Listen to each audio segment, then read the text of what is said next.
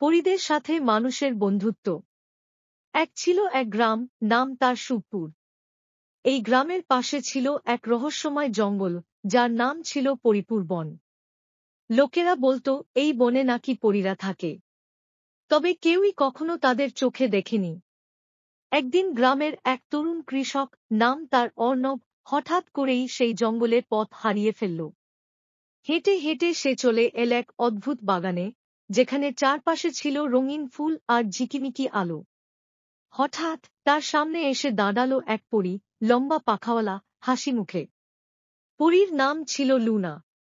Luna জানালো এই বাগানটি জাদুর দ্বারা আচ্ছাদিত এবং সাধারণ মানুষকে দেখা যায় না, কিন্তু অর্ণবের মনে এত ভালোবাসা ও নিষ্ঠা ছিল প্রকৃতির জন্য যে সে এই জায়গায় প্রবেশ করতে পেরেছে। এরপর শুরু হল অর্ণব ও লুনার বন্ধুত্ব।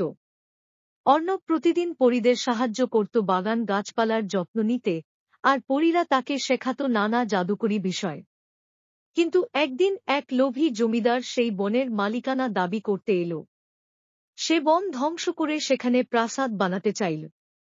তখন অর্ণব ও পরীরা একসাথে এক পরিকল্পনা করল।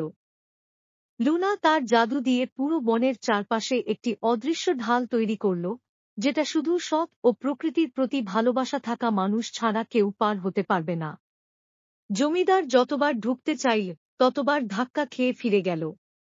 পরবর্তীতে অর্ণব পরীদের কাছ থেকে বিদায় নিয়ে গ্রামে ফিরে এল, কিন্তু প্রতিদিন বিকেলে সে বনের ধারে এসে বসে, যাতে বন্ধু লুনার সাথে দেখা করতে পারে।